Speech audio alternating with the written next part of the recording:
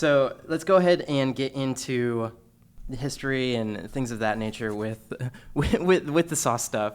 When you first started your sauces and everything, do you think that having the musical background helped with just like making this coffee? It's just like, oh, we don't have a French press.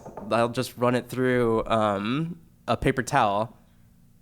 I think that it might be the other way around, whereas like I think that the cool thing about getting training as a young adult in music and theater was that I had an innate like curiosity and creativity about just everything, and that I got to sort of like validate that in the real world.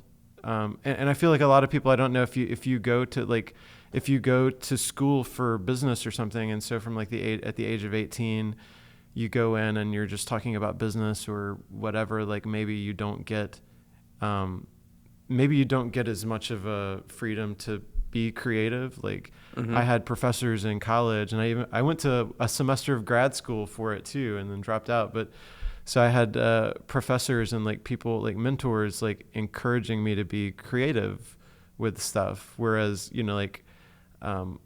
I kind of had this idea of like when I became an adult, people were gonna not want me to be creative anymore. And but I got to do that for a long time as an adult. And so like when I started making hot sauces, it was really just like this was the original one that we made. I'm so glad we have them out here as props. But we the habanero sauce that we make was the first one that I ever made, and that's all we did like as a company for like 2.5 years before we came out with anything else. But it took me like a year and a half, 2 years to come up with the recipe for that, just through kind of experimentation and not being afraid to fail. Like anytime you fail at some creative endeavor, which I would argue is almost every endeavor, but every time you fail at a creative endeavor, it just kind of gives you more information. You just have more information about like, well, if I mix tangerines and I don't know, pork rinds together and Something tells me you've done that. Yeah, it doesn't come out. I mean, it doesn't come out very good, but there's like you can say, okay, well, I mixed habaneros and manzano peppers and bell peppers and put a little bit of salt and sugar in it, and it tasted awful, but there was one redeeming quality about it, and you take that one redeeming thing and you save it, and then you mark everything else off, and you have more information. So I think that's what you do with music and with acting and anything that people, I mean, you can do that with anything. And I mean, you can do that with podcasting. Like if you go back and look at a podcast and say, these are the things I liked about it, and I want to do more of that and less of other stuff. Like I remember when I was training as a musician, they would call it wood shedding. So it was like and when you're practicing, you're wood shedding, and so it's like getting all the wrong stuff out of your brain and out of your fingers, so that you're playing the right stuff. And it's just like with anything, it's just wood shedding. You're just, you're not failing. You just have to practice enough times before you kind of hit the right notes, I guess. When you first had your habanero, was that? Yeah. When you first had your habanero, how did you get it out to people at first? How are you when you first discovered it? Was it just like giving it to friends? Were you peddling it to restaurants? How did you get it out to the world? Well, when I first kind of like came up with the recipe, I had been like handing it out to friends, like because I was trying to nail the recipe. So I was like, hey, try this. I feel like it needs more salt or like it needs some other note to it or something. So I'd give it out just to people to try it, to get feedback about it. And when I finally nailed the recipe, people were like, oh, this is really good. And my kind of funny story about that is that I was playing in bars and stuff, and I was trying to say, I've spent my life savings at several different points making music albums, and I'd be trying to sell albums, my albums and stuff at these bars, and people would come in and be like, hey, like I've heard about you make that hot sauce though, right? And I don't really want to buy an album, but I'll give you a couple of bucks for if you got some of that hot sauce. I heard about it. Mm-hmm. So I was playing at Pete's Piano Bar, and a friend of mine, Seth, opened a corn dog stand. So no way! That sounds like the perfect avenue. Yeah, he was selling corn dogs. He's selling corn dogs like right outside of the piano bar, and so it was really easy for me to be playing there. And I would like, and he was like, "Yeah, this is really good. Like, make me a couple of bottles, and I'll put it on my like spicy hot dog or corn dogs." And so he did that, and I remember Did his sales go up? Well, I mean, his sales were probably fine. Either way, it's. But I remember he sent me a picture one time of like the lead singer from Counting Crows had gotten a like spicy hot dog and really liked the sauce or something. He sent me a picture of it, and I thought that was cool. But that was sort of how we got the initial validation, sort of the initial market validation. It was just making a bunch of bottles of it and giving it away a lot of times, or just like, I didn't know for a long time how to figure out my cost on something, on like a bottle. So I was like, I didn't know for, sadly, a couple of years how to like calculate my exact cost to make a bottle of sauce. I just didn't think about it. I just liked the fact that people wanted to buy the sauce, and we kind of went from there to like, I had enough people that really liked the sauce that I was just putting it in those little, like ketchup and mustard bottle. Yep. You can just buy the little like clear, not the ones that are red and yellow, but like just the clear like ketchup mustard bottles you can buy at the store. And I would just put it in those bottles. And my girlfriend, who's also my business partner, Erin designed all the labels, because we were kind of like, hey, people really like this. It'd be cool to do some farmers markets or to try and sell it to a couple of local restaurants.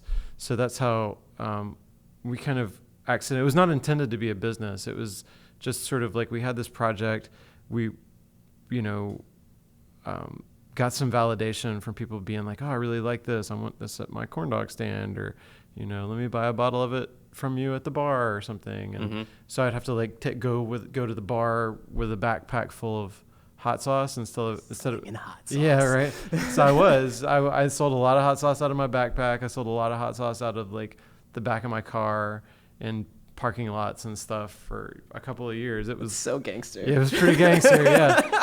But I didn't really put the pieces together about how to make it a business for a while, and it was just kind of was one piece at a time. But like Erin and I thought it would be just a fun project to do, like because she's a graphic designer, and when we first moved here, she was doing freelance graphic design, which I feel like the state of freelance graphic design, at least in 2012, 2013, kind of was it was sort of like the Wild West, especially out here where you've got a bunch of graphic designers, and there's a lot of companies who don't value good design the way that they probably should, and they're just kind of going for the lowest, whoever's the cheapest. So it was, she had a hard time with that, but this was like a fun project that we could do together. That was not, like she didn't have to have a graphic design client who, I was just like, do whatever you want. Like, I had some ideas, she had some ideas about the branding and the packaging, and we just did it, and we started taking it to. What a great collab. Yeah, or like fun. What a great marriage of like ideas of like, I have this thing, you have this thing. Like, let's go for it. So we decided early on, like, I was just going to be responsible for stuff that was inside the bottle, and she was responsible for stuff that's outside the bottle. And that's awesome. That was like the simple way to break it down. And people would be like, what is your job title? Oh, I'm the inside the bottle guy. The outside the bottle, girl. That's how we started. Was we just kind of figured out that people liked it, and then we put a name on it and a face on a brand on it, and Erin developed a website around it. So we kind of initially launched with like farmers markets, and kind of like we got some permits to got to get the permits to like make it, and go rent some time at a commercial kitchen, and so that's how that works. So when you're doing it at scale, and by at scale I mean like it's not just for a couple friends. It's like you have to make a Well, whole like, bunch. You go to a commercial kitchen and you rent the space to cook the stuff. But you also have to be, if I was just like, selling it to my friends for like a couple of bucks, that's okay. But like if you're going to go to do a farmer's market or you want to sell it to a restaurant or a store or something, you have to be making it in a kitchen that's inspected by the health department. So like it doesn't have to be a kitchen that you own, but like you can go rent time at a commissary kitchen or something, and you have to like come in and be like, here's my inspection report, and here's my manufacturer's license, and there's a handful of things that you have to have just to like go to your first farmer's market. It sounds like it was probably a lot of fun for you to go through all of that just to get to a farmer's market. It was not that bad. I actually enjoyed, it was really cool to me to learn about the process of getting food, like a food item on a shelf. Because I feel like for a long time, like going to a grocery store, it just seems like magic that stuff is there, that some company came up with the recipe and packaging and, lab tests everything and built the facility and distributes it and whatever. Like it seems like magic. And so like figuring out all those little steps along the way, I thought was kind of neat. Like, getting the permits and about the journey, not the final destination. Right. Yeah. And I mean, there really is not a final destination. It's just to kind of keep doing the next thing. I mean, there's no point at which you're like, all right, I'm done. I mean, if you I did that. Yeah. Did it, unless you're trying to like sell your company or do something major like that. But like, if you look at some of like, the legacy brands and stuff like, like Heinz ketchup or something, like Tabasco. So, I'm just thinking of stuff that's in my sort of like little corner of your niche, my little like corner of the grocery store. Like Tabasco is still trying to figure stuff out. They've been around for 200 years or whatever. And they're still trying to like figure out, how to make a better product or how to, they're still trying to figure stuff out. They haven't like hit the, like, okay, we're here. I'm sure for a while, like Tabasco was like the only game in town, and they probably had, a number of decades where they were like, we're here, we're just doing the thing that we're doing. But also in your beginning days, did you ever have, what was your worst like concoction that you ever made? Oh God, I made so many bad ones. There are two that I can like really tell a story of how bad they were. Please do tell. So like when I first started, when I was first like sampling stuff out to people, because I would go around town and like go to different restaurants and chefs and be like, here's a bottle of it, just try it. I'd love to know what you think about it, before I was trying to like sell them stuff. And there's a spot, Whip In? Yeah. So they got that nice. I was about to describe the sign, but yes. Yeah. So there's a Speaking of branding. Yeah, there's a place in Austin called Whip In, and it's they do it's sort of like fast casual-ish Indian food, and they have a bunch of beers on tap and a bunch of local products and like a wine. They have a wine bar now, and sometimes their espresso machine works. So sometimes they also that have, about a place. Yeah, it's like, did you get espresso? It wasn't espresso type of day. Not today. No, not this week. But so I had brought some stuff. So I was fermenting. Like originally I was like fermenting peppers and stuff. And I was experimenting with like wild fermentation was sort of the first iteration of that, and then I was experimenting with like fermenting peppers with different sorts of yeasts that were not usually used in like a pepper sauce or something. So I made a batch that I fermented with champagne yeast, and you probably see where it's going, but so I made this batch that I fermented with champagne yeast, but then you're supposed to like, you're supposed to cook it. There's a step where you like cook it to kill the yeast, so it stops fermenting. and so I did that, but I think that this particular yeast was just really robust. I mean, I cooked it like at twice the temperature of what yeast is supposed to be able to live through. I think 110 is like where yeast, 110 degrees, like where yeast starts dying, like if you're making bread or beer or something like that.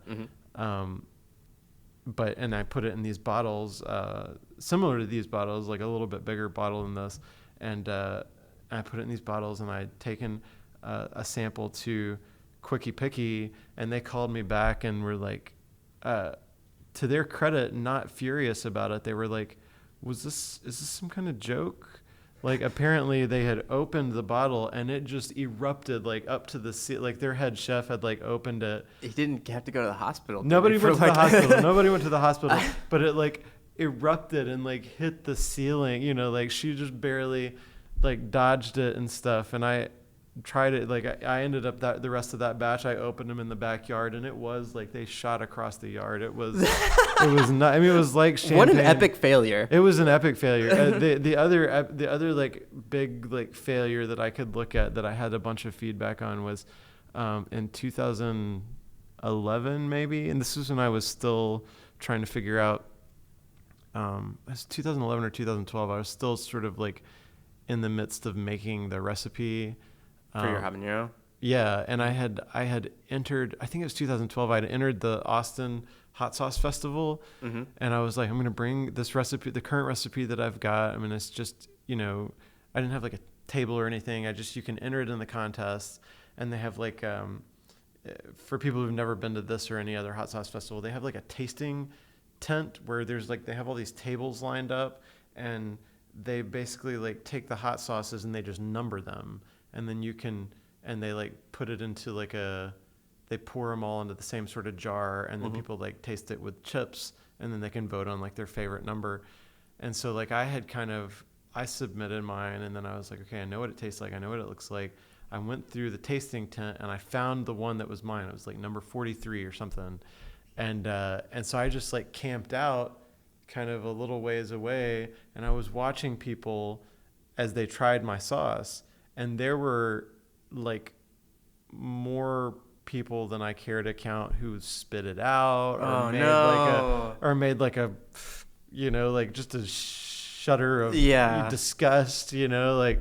And I what was great like, feedback though. Yeah, it was great feedback, and I feel like there's a lot of companies who just release stuff out into the world without getting, you know, it wasn't like a market research group. I didn't have to pay for it. I mean, I did have to pay like $50 or something to enter the sauce, but then it was basically like a market research group of all, you know, ages, sexes, and whatever.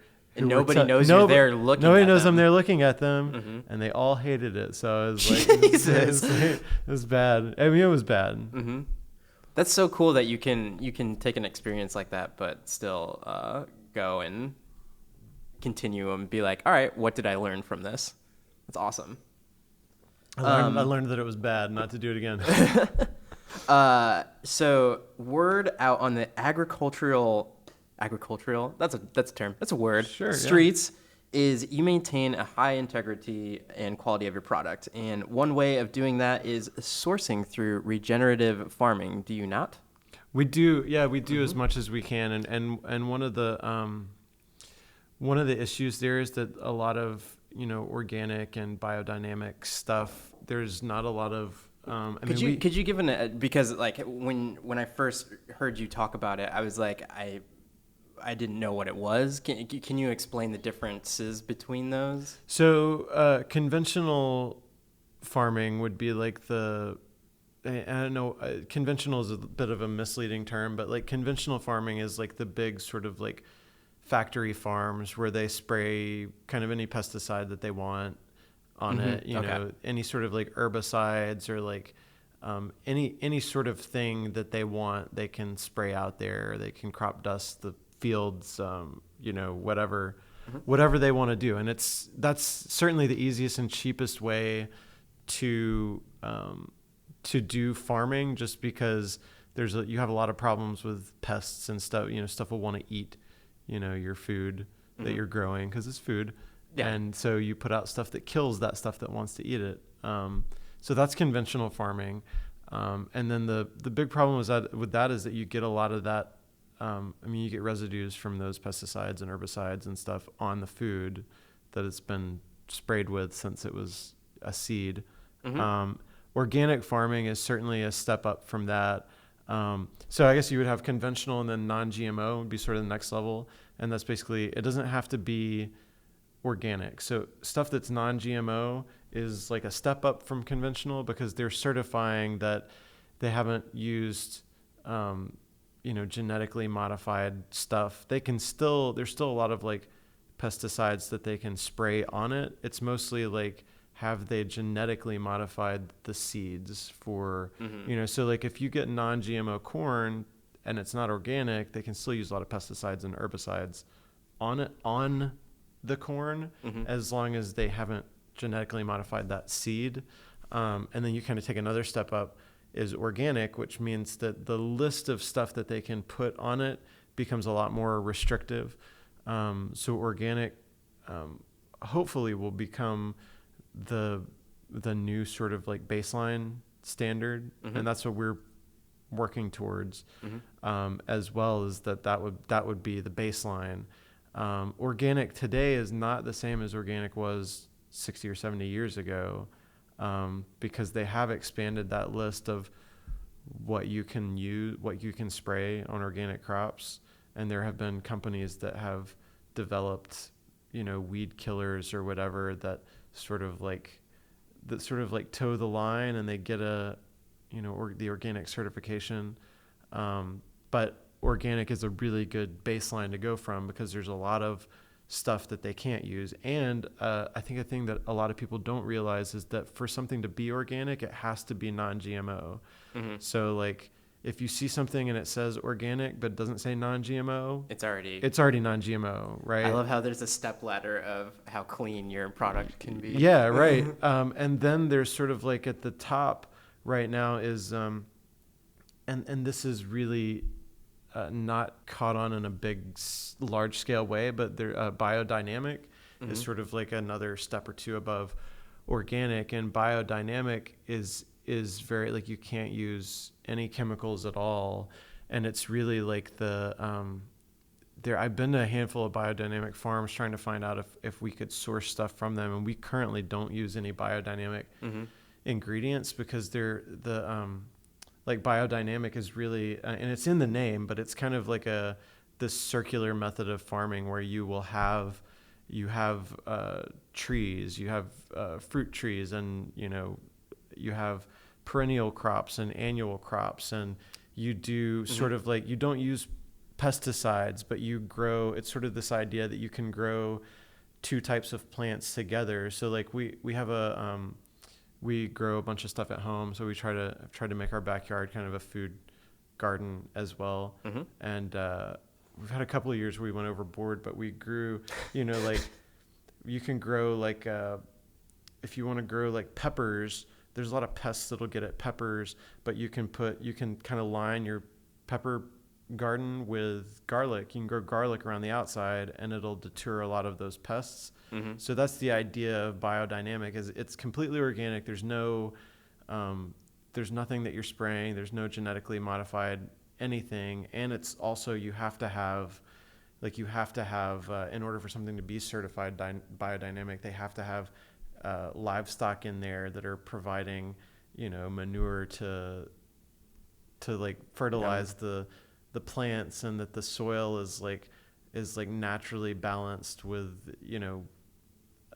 compost that you are making on site from, stuff that you've grown, and that you're turning the fields in a certain way, and you've got, different crops that regenerate the soil in between time. So it's really, biodynamic is really interesting, but it's not, you can't really do it at a large scale because of the way, like if you look at these big monoculture farms, it's just 200 acres of soybeans or whatever. So they can have these big giant machines that will, go and till the fields like 10 or 20 rows at a time, or that will go just cut down the bean stalks and, harvest everything in an automated way. And you can't do that with biodynamic farming, because you're not making row crops. You're kind of planting everything together. So sorry if that's like a long-winded explanation, but it's really like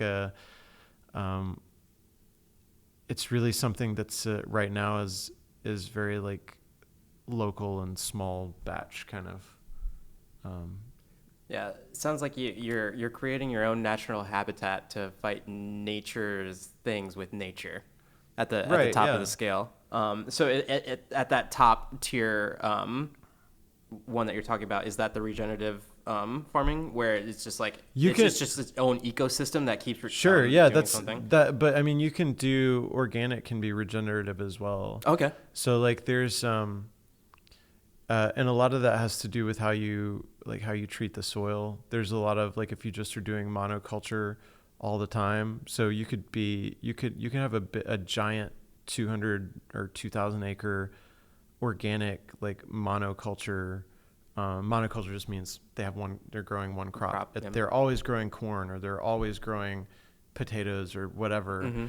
And so you know whatever nutrients that potatoes need, they'll just strip the soil of that stuff. So if you're not turning that land, then you're not really regenerating it.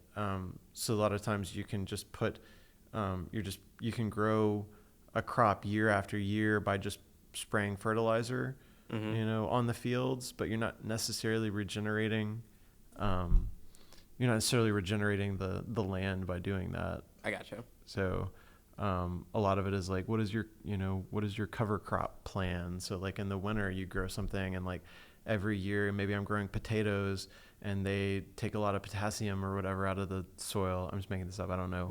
But like maybe they take a lot of potassium out of the soil. And so in order to regenerate that, next year I'm going to grow fava beans, which put a lot of potassium back into the soil and take a lot of nitrogen or something. They take a lot more nitrogen than potatoes. So you would sort of rotate stuff so that your soil stays balanced. And yeah.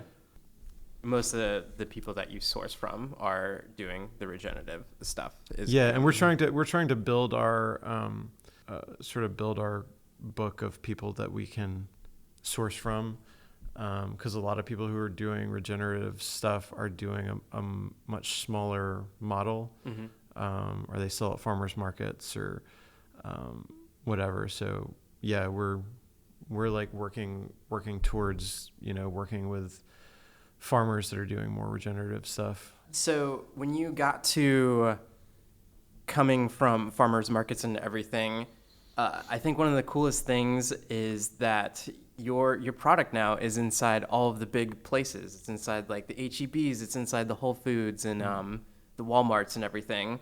One of the things that I thought was really cool was when I was watching a show, Billions, on Showtime. Yeah. Could you just tell a story of how they mentioned your product on the show? Yeah. So the guy who writes and produces the show, Brian Koppelman, who's done like the Oceans movies, and he's done a bunch of cool stuff. But I guess at some point he had sent us a message on Twitter. I think he's really active on Twitter. He had sent us a message on Twitter that like, hey, I really love your stuff, out here. And we're like, is that the Brian Koppelman? And he's like, yeah, I really love your stuff. And I think we were just like, hey, well, we'll send you a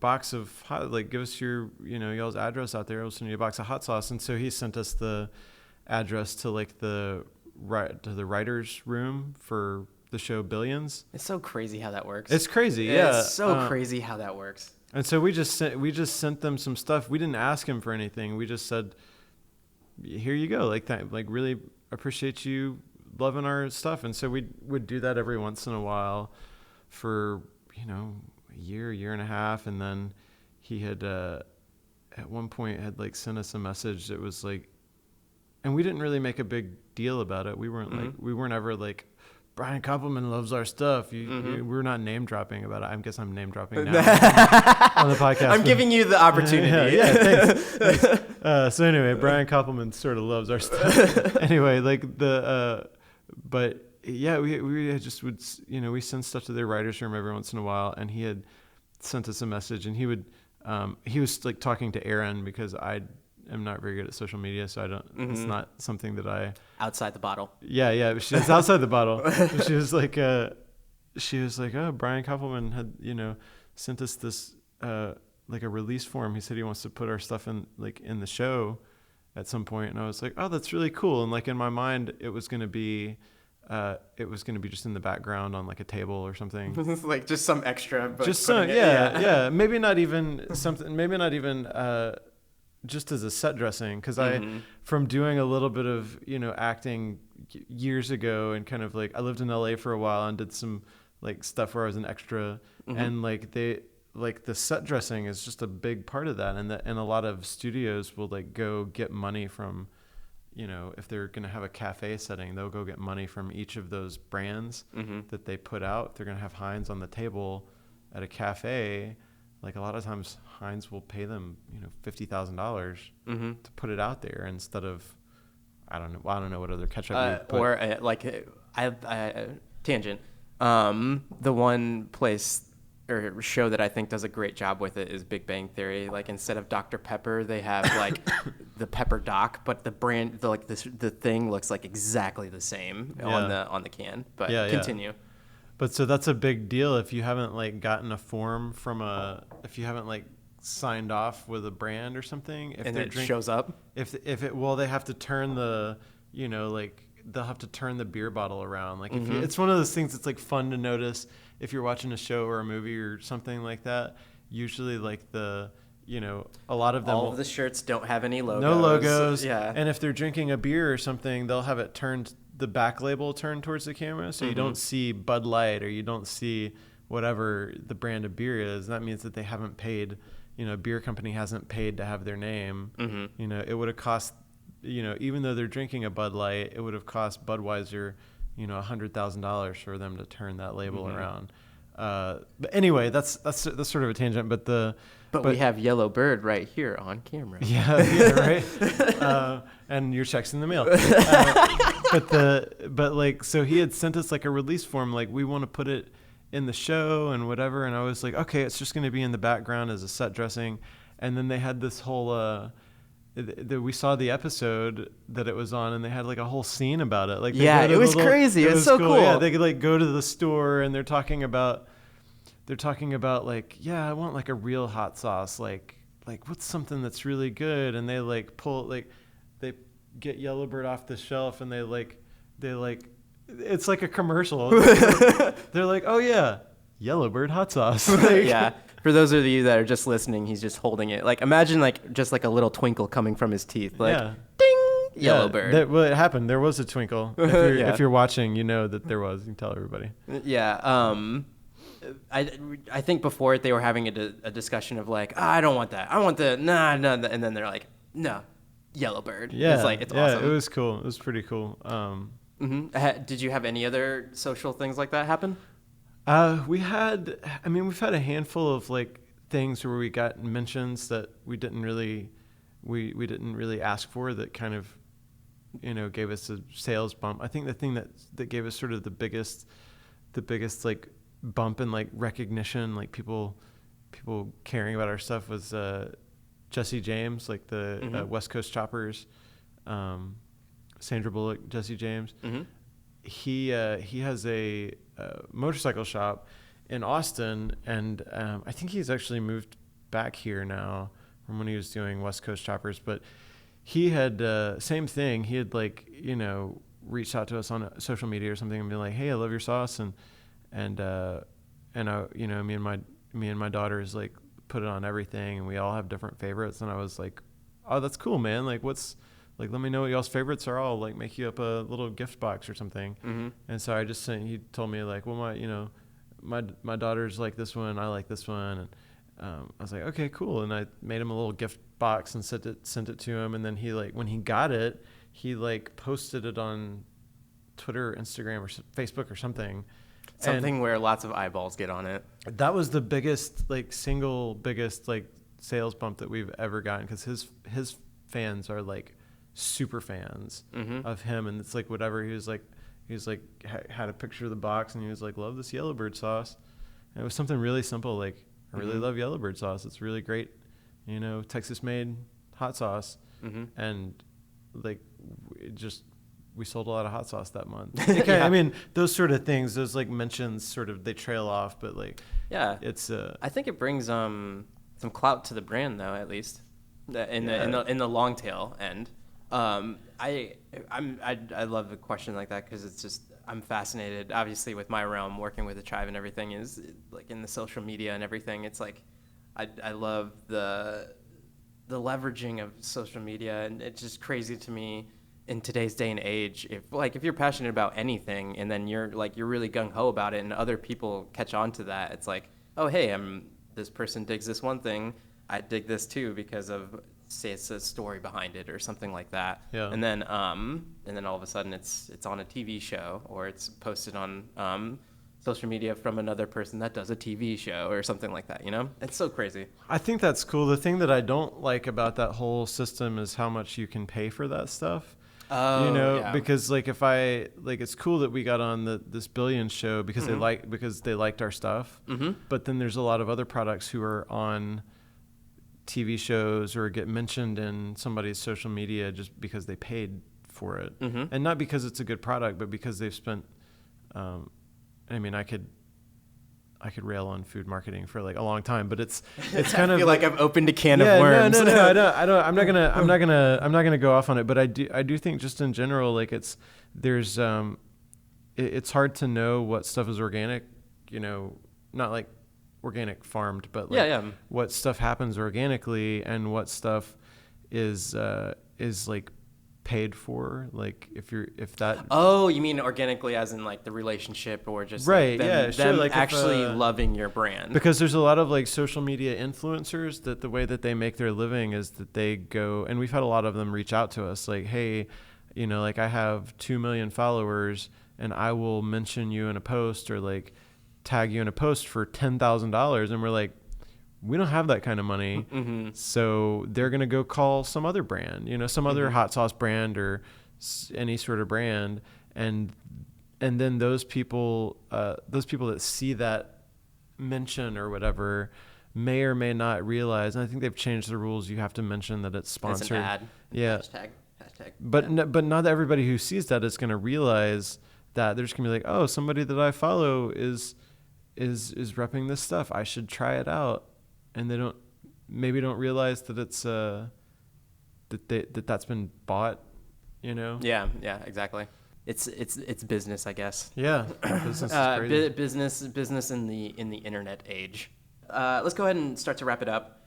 If you were to talk to anybody that was getting into the slinging of sauces or just anything entrepreneurial like this, what kind of information would you give them? I mean, I think the thing that I like to tell people is to get some validation for what you're doing before you put it in a hot sauce contest and then look at people. Yeah. Get some I think that's a great sort of like little parable for like get some validation, because let's say that I were a big company. There's a lot of big companies who will put stuff out. Or medium-sized companies who will put stuff out and not get validation, not get the right sorts of validation on it. Like they might say, oh, well, kombucha is really, like there's a lot of, like in food, there's just so much crossover stuff. It's like kombucha is really cool and people really love pickles, so we're going to make kombucha pickles or something like that. Just because both of those things do really good sales right now, let's put them together and release it. And then all of a sudden you've put all this money into releasing kombucha pickles, and this is a hypothetical. Sorry, if there's maybe there's a really successful kombucha pickle brand out there, but the idea that like try that out, like give it to your friends, and then like expand the circle outside of that. Like if everybody loves it at this level, and then everybody loves it at this level, and then take it to this level. So I think that getting some validation for what you're doing is good. And I really like the idea of not just putting stuff out just to put stuff out. Just I think that one of the things that we talk about a lot is, and people ask us, our retailers or people that we work with, our fans and stuff, our customers will ask us like, hey, I'd really love a Yellowbird ... Like, what if there was a Yellowbird salsa, or what about a barbecue sauce? What about a barbecue sauce, or like or a spicy mayonnaise, or whatever? And a Chipotle mayo. It's like if you look out in the marketplace, it's like, well, if I'm gonna make a spicy mayonnaise, like there's already mayonnaise, there's Yellowbird sauce, just mix them together. Like, I'm not necessarily gonna make mayonnaise better than somebody making mayonnaise, and that adds complexity to because we do all our own manufacturing. So like, if I'm gonna make mayonnaise, I want to make the best mayonnaise. Like, I don't want to make mayonnaise that's just equivalent to something in the marketplace, because then you're just putting more stuff out there. Like, I don't think there need to be 50 different kinds of mayonnaise. There just needs to be a couple that are really good or really different. Like a really good whole fat mayo or really good vegan mayo. Like, just have a handful. And so when we put this stuff out, it was really I think that, like, the hot sauce market is changing a lot, but I'm kind of going on a tangent for as far as like what advice I would give people. I think I think it all relates to each other. But would be to get some validation for what you're doing, and like make sure that you're not just copying something. Like, don't make another Facebook. We've already got Facebook, unless it's like substantially different. You've changed some major things. Like, people, maybe you're making a Facebook, but you don't collect any data or sell any ads. Like, I would sign up for that Facebook, but nobody's making it. Do some validation, make a differentiated product, and do something that you would want, that you're passionate about. Yeah, something. In progress. Yeah, but like, do something that I mean, like, for this thing, I made something that I wanted there to be in the world, and I think a lot of things, a lot of like businesses that have become these huge great businesses are because somebody was like, man, I wish there was some sort of a network that would connect college people. Like, I wish it was out there. I'm just going to make it. I think I can make it, and I'm not trying to compare Yellowbird to Facebook. I'm just saying that that's sort of like like making something that you want to see in the marketplace, and not just something that I did some research and I think that this would be a good thing, because then you're not going to be as motivated and passionate about it. And then I guess one of the most important things with any business is don't run out of money. Like, it's like a thing that I don't think gets said enough. Yeah. A lot of people talk about entrepreneurship and starting your own business and something, and you talk about the drama and the passion of it and the adventure of it, but also, like, don't run out of money, because it doesn't matter.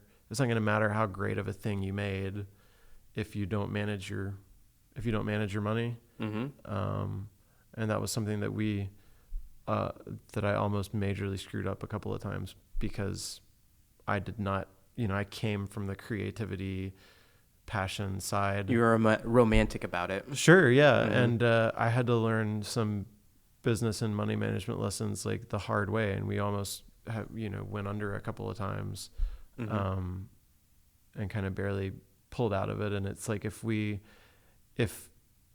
had, we wouldn't be having this conversation. Nobody would care about Yellowbird, because it wouldn't be a thing. It'd be some other company who was like, oh, remember that company Yellowbird? Like, let's rip off what they were doing, and that's who you'd be talking about. So, kind of a glum way of thinking about it. But I mean, it's like, it's definitely fuel for the fire to like continue on. Yeah. I think if you have people who are like listening to your podcast, you're like, I have a thing that I want to do. I want to quit my day job. I want to work for myself. Like, you got to manage your money, or otherwise you're going to be, you're going to be, refinancing your house, or, you're going to be back at that day job, or maybe at a worse job. So yeah, just try not to run out of money. I guess with that, be practical in the steps that you take to pursue your business. Yeah. I guess, I don't know. I think that's a management of risk Some of it is. I mean, it's and you do yeah. like I certainly have like bet the farm on a hot sauce company. You know, like I put everything into it, so I risked a lot. Like it could have, at any point ruined me for a long time because I risked a lot. But I do think that there is. I don't want to say don't take a risk, because if you don't take a risk, then that means don't start your own business.